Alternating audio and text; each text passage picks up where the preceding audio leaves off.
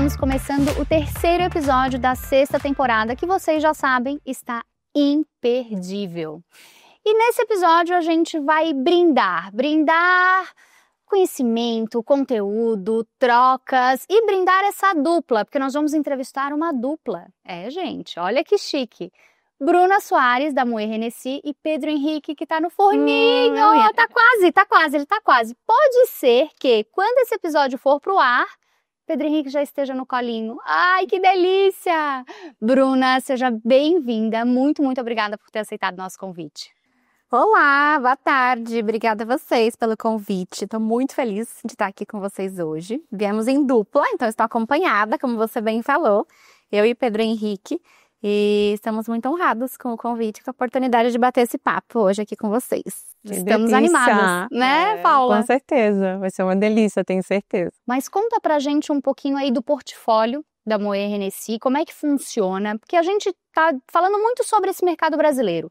Quem é esse consumidor? Quem é o consumidor para vocês? O que o Brasil representa e como que as marcas, cada uma na sua peculiaridade, ativa esse consumidor? Bom, hoje eu atuo como gerente de marketing na Moët Hennessy. A Moët Hennessy é a divisão de bebidas do grupo LVMH. Então, a gente está falando de grandes marcas, referências em seus setores, desde fashion, de joias, de perfumes, de beleza e a parte das bebidas.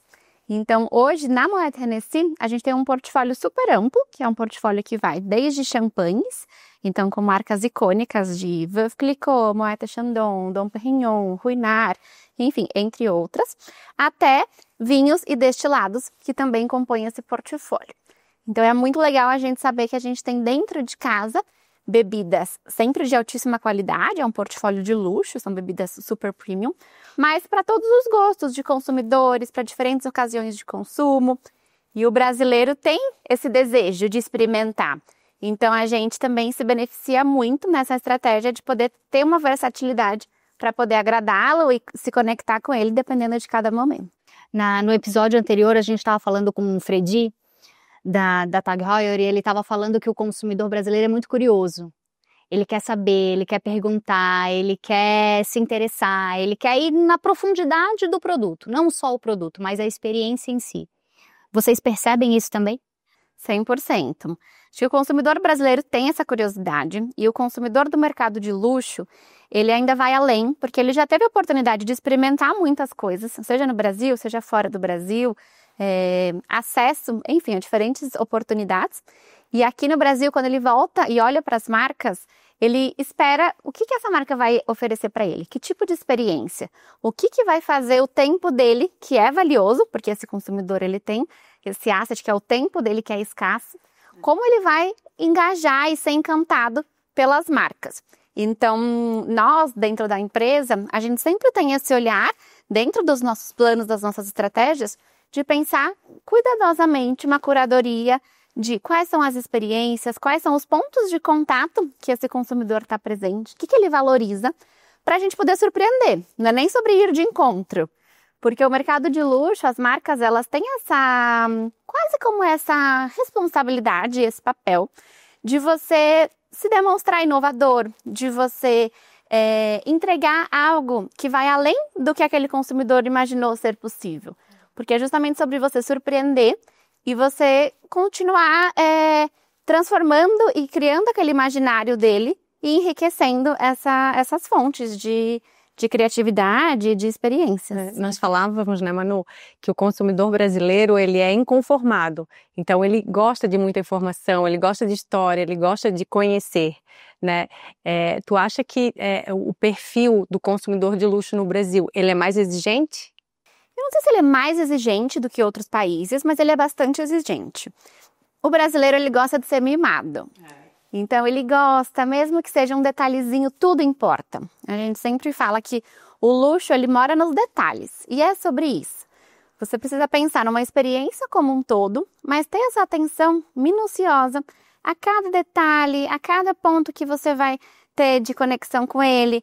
Porque qualquer relacionamento, seja de marca ou seja de pessoas, familiares, sempre tem aquela máxima de que você demora para construir, mas muitas vezes uma experiência negativa pode quebrar essa relação de confiança, essa relação de admiração. Então, nós, como gestores de marcas de luxo, a gente precisa sempre ter essa atenção redobrada para estar preparada para o consumidor ou para o cliente mais exigente e poder entregar algo à altura dele, algo que ele saia de lá não só satisfeito, mas surpreso por ter vivido aquilo. E apaixonado, né? Eu acho que o consumidor de luxo, ele não se fideliza, ele não só se encanta. Claro, isso tudo faz parte do processo do apaixonar o consumidor de luxo. Porque a hora que tu apaixona o consumidor de luxo, ele sai suspirando, ele conta pra todo mundo, ele vem, ele quer viver de novo, ele quer mais, ele quer de novo. É esse detalhe do apaixonar, do cada vez mais trazer ele pra perto. Se sente pertencente, né? Eu acho que esse é o grande segredo, né? Exato. E aqui no Brasil, a gente tem uma particularidade que você falou do compartilhar e do contar. O brasileiro, ele tem muito orgulho de compartilhar com a rede dele ou com as pessoas com quem ele conhece as experiências que ele viveu ou algo que ele teve a oportunidade de conhecer, algum conhecimento, enfim, que ele adquiriu através, seja de uma marca, seja de um parceiro. Então, nós também somos veículos para poder enriquecer o repertório dessa pessoa que já é super esclarecida, enfim, intelectualmente desenvolvida, mas como a gente também oferece dentro do nosso universo, e aí, por exemplo, falando de champanhes, a gente tem um portfólio super vasto, onde cada um deles a gente consegue contar sobre o savoir-faire da Maison, sobre de onde veio, desde a parte do cultivo das uvas, até aquilo se transformar numa garrafa, o tempo de envelhecimento, enfim, então a gente tem dentro de casa assets muito valiosos que fazem parte do nosso DNA, então é 100% genuíno, e que esse consumidor de luxo, ele tem esse interesse de conhecer. Porque o champanhe, provavelmente, ele já conhece, já faz parte do dia dele. Então, a champanhe Veuve Clicquot, a champanhe Moët & Chandon, são champanhes que, para esse consumidor, ele faz parte dos momentos especiais da vida dele.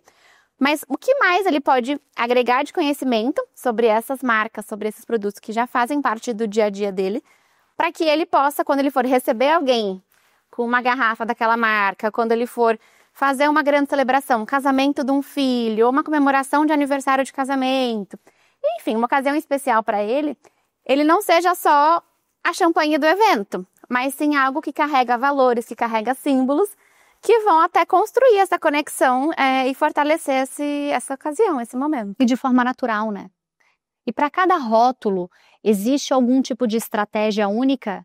Então, se a gente pensa em arte, se a gente pensa em decoração, pensa em festas, cada rótulo tem esse DNA, e como que vocês trabalham isso? Sim, cada marca, hoje quando a gente pensa dentro do universo de champanhes, a gente fala de maisons centenárias, bicentenárias. Então, elas carregam esse legado ao longo do tempo, ao longo dos anos, e que hoje em dia é menos sobre estabelecer um território de uma marca ou uma ocasião, e mais entender de onde essa marca veio, quais são os valores que ela vem carregando ao longo dessas décadas ou desses séculos que que fazem parte já hoje dessa construção e desse imaginário. Então, por exemplo, quando a gente falou de arte, quando a gente fala da nossa champanhe Ruinart, Ruinart se escreve Ruinart, tem arte no próprio nome. Então é uma maison de champanhe que valoriza muito esse território de artistas, de colaborações, de feiras de arte, que é um lugar onde os nossos consumidores de luxo circulam muito bem. Quando você abre uma champanhe Krug, é um champanhe muito gastronômico. Então é um champanhe onde você pensa nele automaticamente com uma bela harmonização de um restaurante de alta gastronomia, ou receber convidados em casa e fazer um jantar, uma refeição especial ao redor da mesa. Veuve Clicquot. Veuve Clicquot é uma das maiores casas que a gente tem aqui, enfim, no Brasil e no mundo, junto com a Moët & Chandon. E é uma marca que tem um valor muito forte, que a gente chama de ser uma marca solar. O que isso significa? Ela vibra otimismo, alegria, esperança, positividade. E o brasileiro, ele tem muito essa veia do sempre ver o copo meio cheio, né? A gente, mesmo quando tá na dificuldade, a gente tem a capacidade de rir sobre si mesmo, de não se levar tão a sério. Então, a celebração e o motivo de sorrir e de compartilhar está muito no nosso DNA. E vai muito de encontro com essa ocasião e com essa proposta que o Veuve Clicquot traz, que é de você ser otimista e de você celebrar e de você ser feliz. Enfim, e aí temos muitos. Moët & Chandon já é uma marca que, quando você pensa, é o sinônimo da celebração, das grandes celebrações. Sim. Então, é uma marca que está presente agora na Fórmula 1, que a gente está, enfim, em breve ali atuando, já a nível global, bastante presentes. São as marcas fortes para casamentos, para quando a gente olha lá fora, por exemplo, grandes premiações do mundo da arte, do cinema. Então, cada uma das marcas, ela ocupa um território, mas isso é menos pensado sobre vamos clusterizar e muito mais sobre qual que é o DNA que essa marca tem. Sobre identidade, né? É legal porque cada uma tem a sua identidade, né? E conta a sua história. E cada uma se relaciona com aquele momento daquele público. Porque por muitas vezes o mesmo consumidor consome todas elas, mas em momentos específicos e diferentes. E acho que um ponto legal também de trazer é que quando a gente pensa no mercado de champanhes, cada vez mais existem outras ocasiões para além das grandes festas. Quando a gente olha, enfim, um pouquinho a diferença lá de fora, a cultura do consumo europeu, a cultura do consumo americano e do brasileiro, o brasileiro ainda tem o consumo de champanhe muito associado a Réveillon, casamento, aniversários, bodas, enfim, grandes festas. Mas a gente também é um povo que se inspira muito no que acontece lá fora. A gente está 100% conectado, olhando o que está acontecendo ao redor do mundo. E lá fora, o consumo de champanhe, até por serem mercados mais maduros, ele já ocupa um espaço que são as celebrações do dia a dia. Então, de você ter um aperitivo, num brunch, antes de uma refeição, quando você vai receber amigos em casa, você com o seu parceiro, com a sua parceira, enfim. Então, já existe uma cultura de consumo em ocasiões menos formais. E o brasileiro, cada vez mais, está também se aproximando desse movimento e encontrando essa oportunidade de que champanhe não é só para o casamento. Champanhe é uma ótima pedida para uma boa momento de gastronomia, para uma boa harmonização, ou para um momento de receber amigos, amigas em casa, bater papo e para curtir. Um bom momento. Celebrar a vida. Para aproveitar o momento. Para aproveitar o momento. Acho que é isso, né?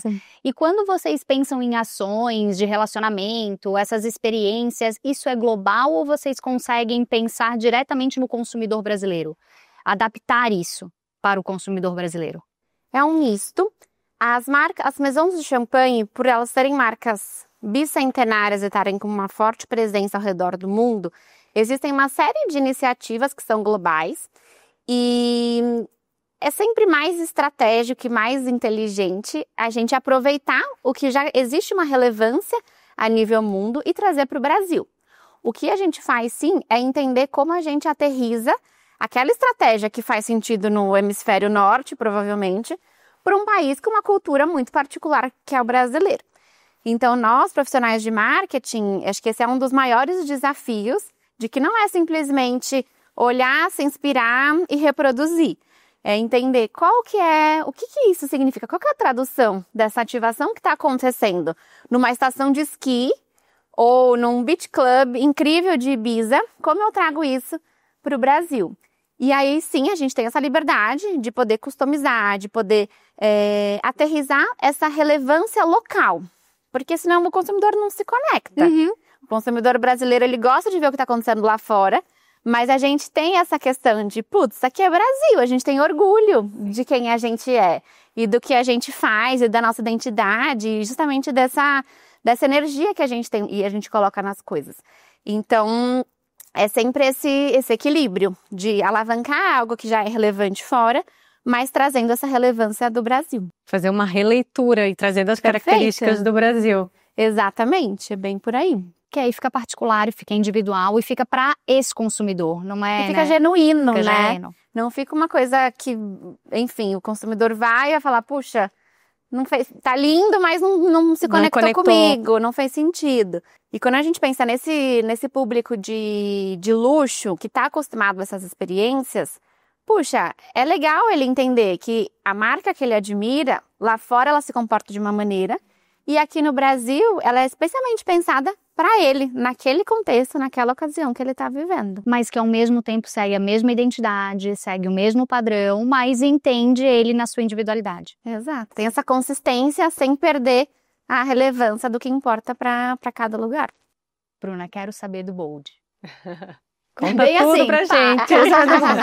Me conta Em detalhes. tudo. Bom, um dos grandes projetos que a gente tem dentro da Maison Veuve Clicquot é o Bold by Veuve Clicquot, que também nesse senso de conexão, de criação de relações verdadeiras com esses consumidores e com essas pessoas, é um projeto voltado para o empreendedorismo feminino.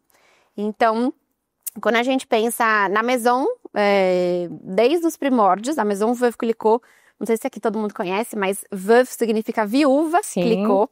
Então Eu faz li o livro, referência. inclusive. Ah, vocês leram o Li. livro? Tem um livro incrível que conta justamente essa história de empreendedorismo dessa mulher que foi uma grande empresária, que ela precisou assumir as rédeas da empresa do falecido marido dela, da vinícola, e transformar aquela temática que poderia ser um desafio, poderia ser um problema, e não foi fácil a trajetória dela, mas que ela fez justamente do limão à limonada. Olhou o lado cheio do copo. Exato, falou, como eu posso transformar isso em algo que vai para além do meu marido, agora que ele já não está mais aqui. Então ela pegou realmente as rédeas dessa empresa, num período onde mulher não tinha voz, que imagina, hoje as mulheres ainda têm muito espaço a conquistar, né? A gente tem sempre essas discussões, justamente porque a mulher ela tem muitos lugares ainda a ocupar. Lá atrás, em 1805, era um cenário ainda muito embrionário. Então, ela foi uma mulher que assumiu a empresa e transformou a vinícola Veuve Clicquot nessa potência que é até os dias de hoje. Então, essa veia empreendedora dela é um legado que nós, hoje, temos muito orgulho de dar continuidade, de celebrar, através de um programa que fomenta esse empreendedorismo feminino. Então, é quase como uma honra ao legado dela, como inspiração, para que hoje as futuras gerações também possam ter mulheres se inspirando, mulheres encorajadas e essa criação de rede de mulheres que empreendem ou que lideram, para elas entenderem que as mulheres juntas, quando unem forças, unem experiências, têm essa troca, é muito mais valioso e que isso torna-se uma potência que pode levar todas nós muito mais adiante. Não, e é muito impactante, né? Porque se a gente for pensar, os nossos 2 primeiros episódios foram com homens e nós falamos sobre carros e sobre relógios, que é um mundo masculino. Mas eles estavam contando o quanto a mulher está presente e o quanto a mulher cada vez mais está inserida nesse universo. Porque antes era isso, a gente não tinha esse acesso, a gente não conseguia ter essa relação e hoje não, hoje a gente está lá na frente dizendo, peraí, eu também quero consumir, eu também quero entender, também é para mim e como as marcas estão cada vez mais se abrindo. E se a gente fala de bebida, também é a mesma coisa, né? A gente segue nessa linha de ser algo mais masculino e aí vem uma marca como essa dizendo, peraí, a gente tem uma premiação, a gente tem um projeto, a gente está valorizando o feminino. Venham aqui para mostrar a força de vocês que a gente também quer mostrar para o mundo. Ainda mais sendo uma mulher que foi a precursora, né? Então é uma coisa assim que traz muita relevância, né? Super! E aí você tocou num ponto super importante, que as mulheres cada vez mais, e geração após geração, elas estão tendo mais independência financeira, ocupando mais cargos de liderança. Então, hoje elas já ocupam a posição de ser dona do próprio dinheiro. Óbvio, ainda tem muito a evoluir, isso depende do recorte social que você faz, mas ela já tem esse espaço onde ela tem esse poder aquisitivo e ela é a decisora. Então, é muito importante que as marcas de luxo e de qualquer outro setor olhem para esse movimento, e eu acho que isso já vem acontecendo ano após ano, para que esse recorte da população esteja incluso dentro das estratégias. Então, dentro desse projeto Bold, a gente tem, desde do retorno dele para o Brasil, que foi em 2022, a gente promove uma série de encontros entre mulheres empreendedoras e mulheres líderes para fomentar essa troca, para essa criação de rede. Então, hoje a gente fala que é a nossa comunidade de mulheres Bold, que são mulheres inspiradoras, que cada uma com a sua trajetória, cada uma com o seu background, quando juntas, vêm tantos pontos em comum, sejam de conquistas, de fortalezas, ou de barreiras, de dificuldades, e que é muito legal dar a oportunidade também delas se sentirem ouvidas. A gente fala que a missão do projeto é dar luz e dar voz para essas mulheres empreendedoras. Então, é muito bacana poder, como marca, e marca de luxo ainda, que a gente sabe que tem uma atenção, existe uma curiosidade, existe, né, essa audiência, o ouvido da audiência, ele tá voltado para essas marcas. É muito legal a gente poder usar esse espaço que a gente tem para poder pôr luz nessas mulheres que estão ali conquistando o espaço delas e que merecem serem enxergadas como devem. Não, eu acho fabuloso, assim, né? Nós, como empresárias, né, a gente sabe que o empreender é um pouco solitário, é difícil, e que muitas vezes a gente tem a sensação de que isso só acontece comigo. É só, né, só eu que passo por isso, como que eu passo por isso? Então é um projeto realmente assim que... E eu acho legal porque a partir do momento que tu expõe as tuas vulnerabilidades, tu acaba se conectando com as pessoas e vendo que às vezes os problemas que acontecem aqui, os desafios que acontecem aqui, acontecem ali, acontecem lá, acontecem em todos os lugares, né? Exato. Essa troca ela é muito poderosa.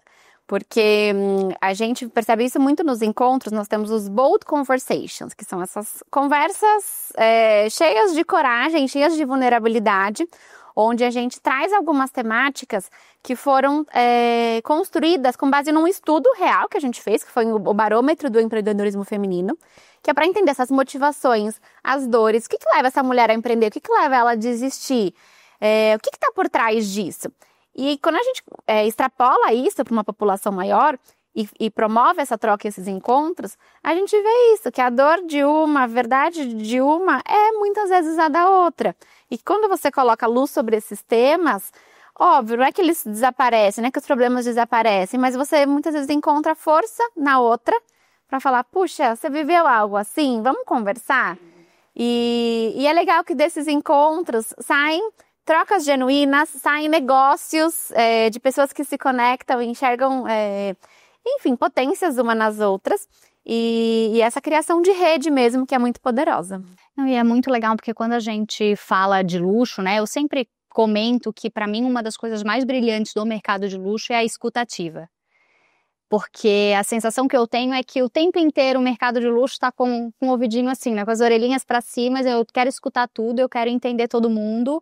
E eu acho que esses projetos, e a minha percepção é que cada vez mais eles vêm dessa escutativa, de entender quem é o seu cliente e ver as marcas chegando no Brasil e traduzindo esses DNAs, né, o DNA da Vivi Clicquot, o DNA da Ruinari, dizendo, olha, estamos aqui, mas eu vou traduzir, literalmente traduzir, né, o que é a marca para esse público, para esse desejo, para essa relação, essa aplicabilidade da escutativa, que eu acho assim que é incrível, incrível, incrível. Quando eu vejo vocês fazendo as ações em campos, fazendo, né, as ações em todos os lugares ali, dizendo, peraí, eu tô olhando para cá, eu tô olhando aqui, eu queria que tu falasse um pouco dessa sutileza de escutar o cliente, de como vocês praticam isso no dia a dia para entender aonde ele está e como a gente pode encantá-lo cada vez mais. E como que isso é feito? Quais as ferramentas? Como que vocês se organizam nesse sentido? Ensina, gente!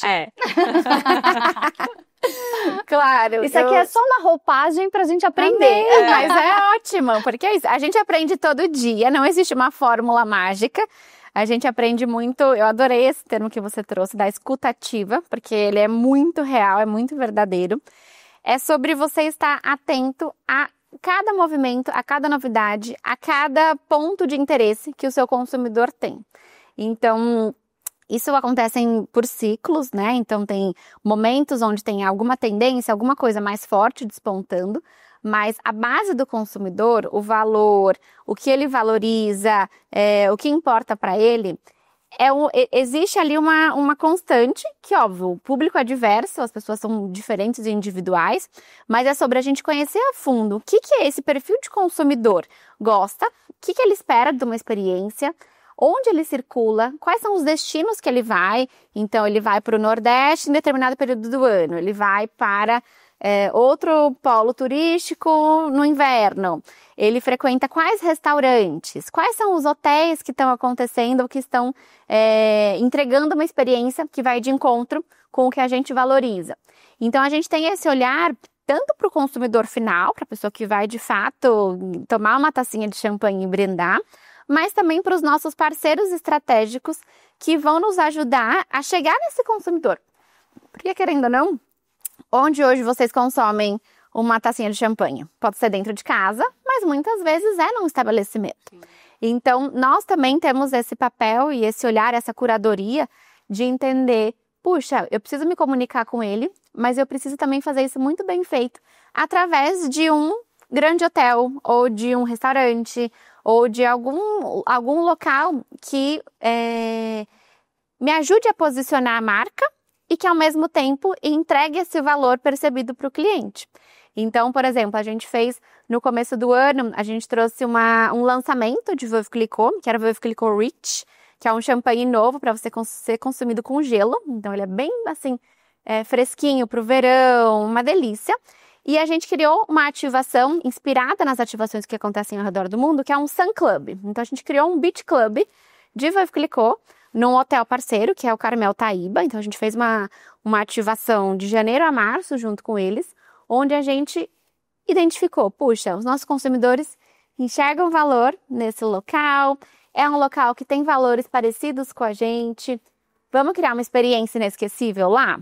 E aí começa todo um trabalho de entender, puxa, como a gente traz relevância para uma experiência num lugar que já é incrível, que já tem ali uma vista, uma experiência tão sofisticada, e como a gente agrega a nossa experiência de marca para que aquele consumidor também não estranhe, puxa, entrou aqui uma marca dentro das minhas férias. Não, é como essa sutileza, e aí a escutativa ela vai desde você escutar esse cliente, mas também escutar o parceiro, como a gente constrói isso a quatro mãos.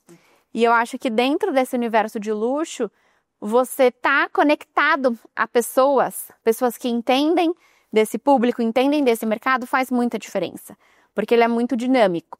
Então, você também não pode ser egoísta e arrogante de achar que você conhece tudo, que você sabe tudo. Não.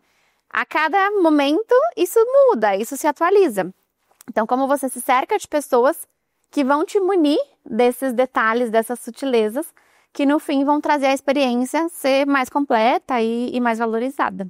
Sabe que essa coisa da arrogância, tu tocou no assunto, né, nessa palavra arrogância, para mim é algo muito impactante também dentro do mercado de luxo, porque ao mesmo tempo que quem está olhando de fora, por muitas vezes tem esse distanciamento e acredita ser um mercado arrogante, quando entra e entende o outro lado, os bastidores, quebra essa percepção.